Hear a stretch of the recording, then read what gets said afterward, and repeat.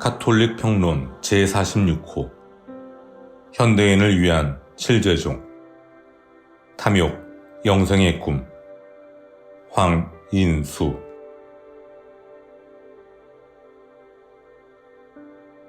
탐욕 세 번째 죄종 돈에 대한 사랑은 모든 악의 뿌리이니 나쁜 가지처럼 다른 정욕들을 키우며 그 가지에서 피는 꽃들이 시들게 내버려 두지 않는다.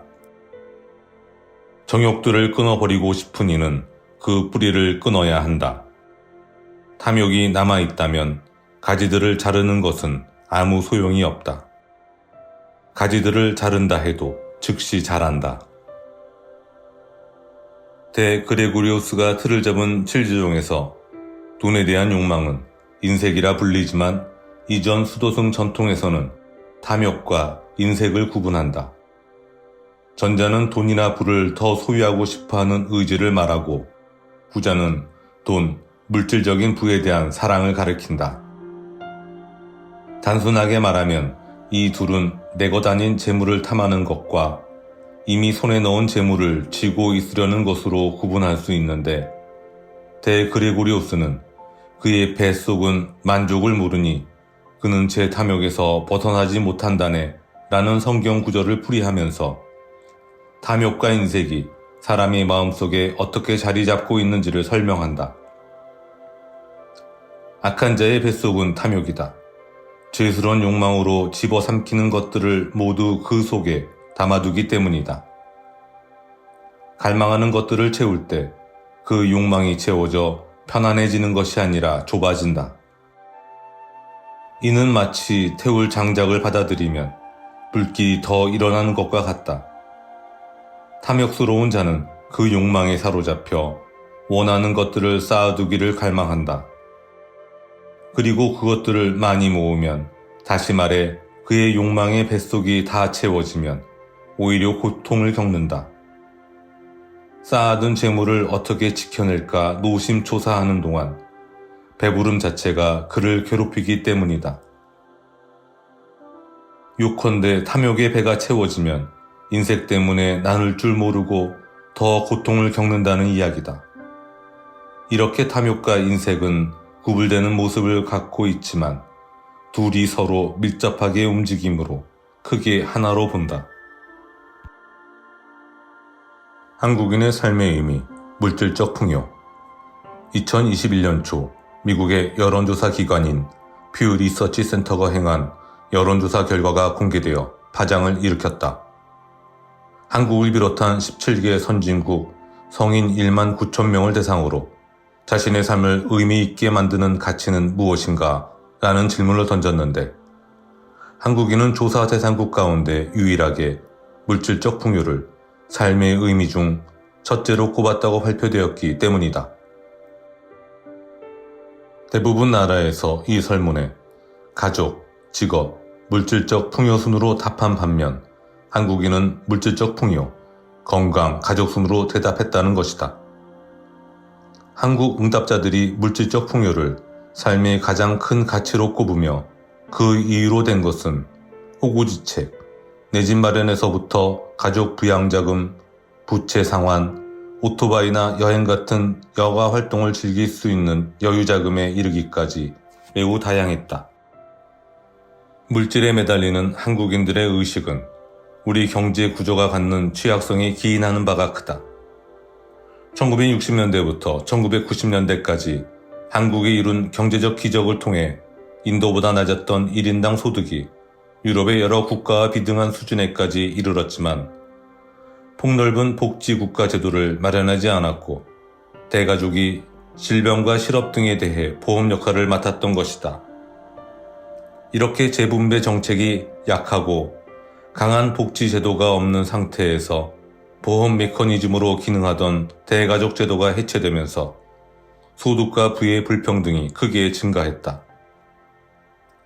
세계 부 데이터북 통계를 보면 한국은 순자산 100만 달러 이상의 백만장자 수가 세계에서 10번째로 많은 나라다.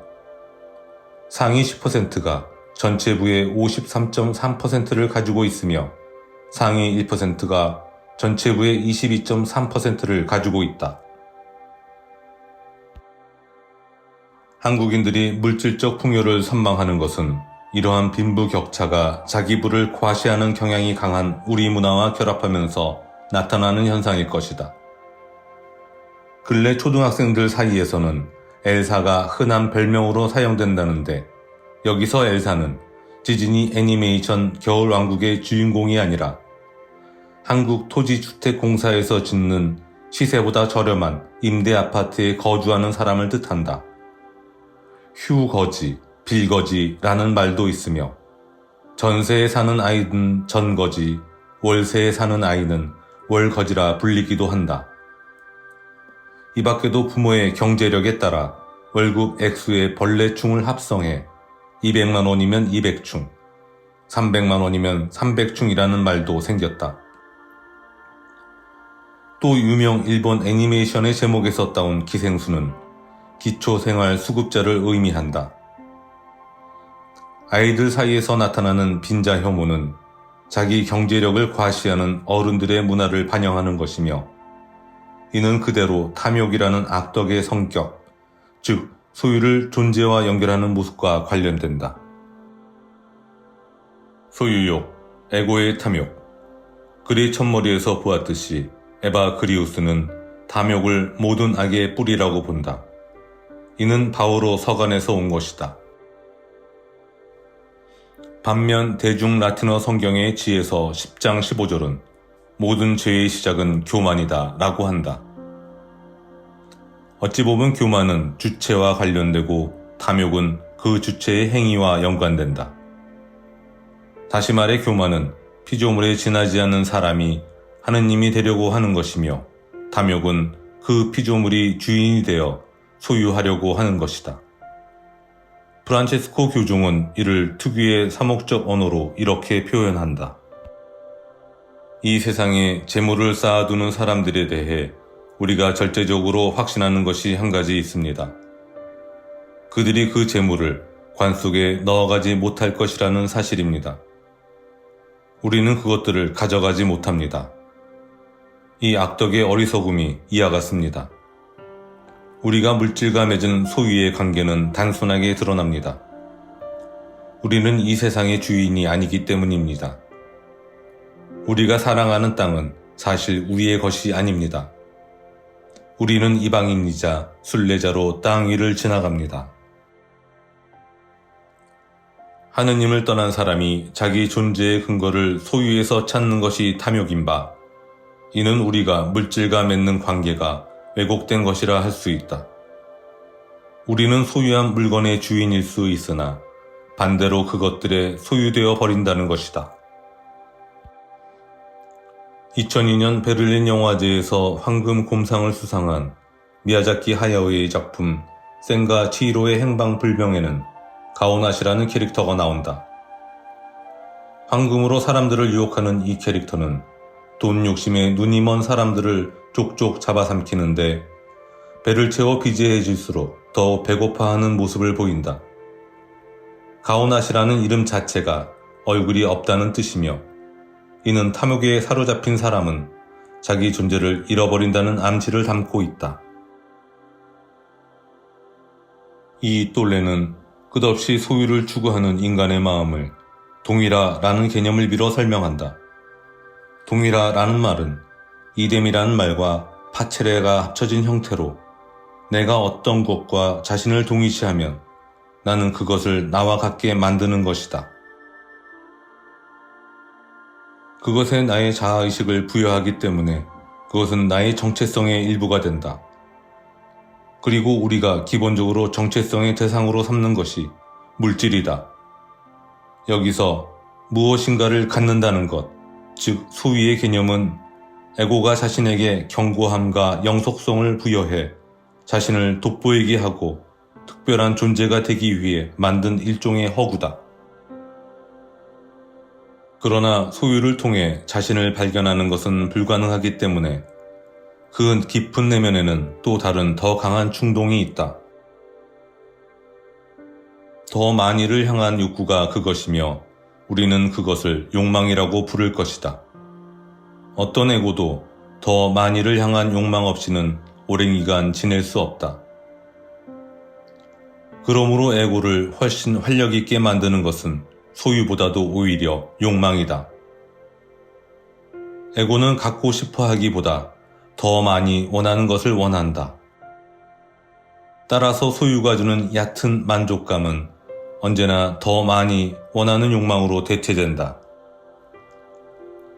그렇다면 이렇게 끝없이 소유를 추구하는 바탕에는 무엇이 있을까? 그것은 죽음에 대한 두려움이다.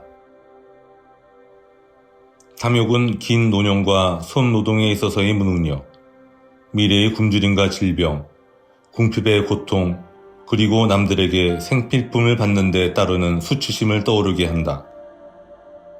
굶주림과 질병, 궁핍과 수치심 등 나의 한계와 죽음에 대한 두려움이 사막의 수도승들로 하여금 물질을 추구하게 만든다는 뜻이다. 에바 그리우스의 시대로부터 1600년을 격한 지금, 돈과 물질은 말 그대로 물신이 되었다. 은행의 전산망에 데이터로 기록된 돈은 사멸하지 않아 영생을 누리는 것처럼 보이며 거의 모든 인간관계를 매개하는 돈은 그것을 가진 이들에게 무한대로 가까운 능력을 주는 것 같기 때문이다. 내려놓음과 베품. 죽지 않으려는 인간이 물질과 같은 세상에 나를 주어 영생을 꿈꾸는 것이 탐욕이라고 할 때, 탐욕의 반대편에는 죽음을 받아들임, 나를 내려놓음이 있다. 이것이 영적 해결체계라고 한다면 제도적으로 노화에 결국 죽는 돈을 만들려는 움직임도 있다. 물건의 가치를 보관하는 돈이 유산으로 상속되는 방식으로 영원히 존재하지 않도록 하기 위해 음식처럼 시간이 갈수록 가치가 줄어들어 언젠가 소멸하게 만든다는 것이다. 칠제종의 한문 버전인 칠국은 탐욕에 대한 해법으로 베품을 제시한다. 여기서 베품은 일방적 시해가 아니라 나와 다른 이가 둘이 아니라는 점을 아는 데서 나오는 것이다. 한 몸 또는 공동체, 그리스도교가 말하는 하느님 나라에 대한 꿈과 통하는 이야기다. 부자와 가난한 사람의 관계는 위장과 신체 여러 기관의 관계와 같다.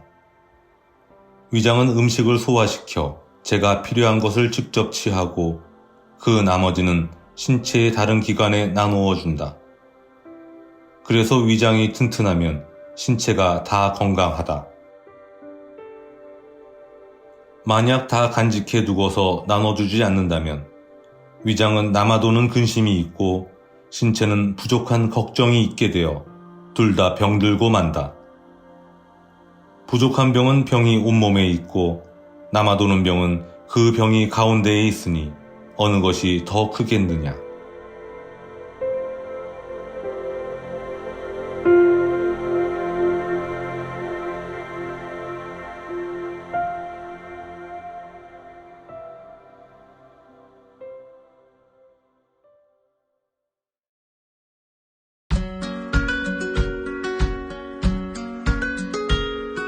가톨릭 평론은 복음적 시선으로 세상과 교회를 섬세하게 관찰하고 분석하고 대안을 고민하는 매체입니다. 가톨릭 평론은 교회가 세상 속에서 세상과 다르게 존재함으로써 해방을 선포하는 구원의 성사가 되도록 신앙인들이 함께 성찰하고 대화하는 도구가 되고자 합니다. 성숙한 신앙으로 안내하는 가톨릭 평론의 정기 구독자가 되어주시기를 청합니다. 이 책을 꼭 읽어야 할 분들에게 보내는 선물 구독이나 기증도 환영합니다.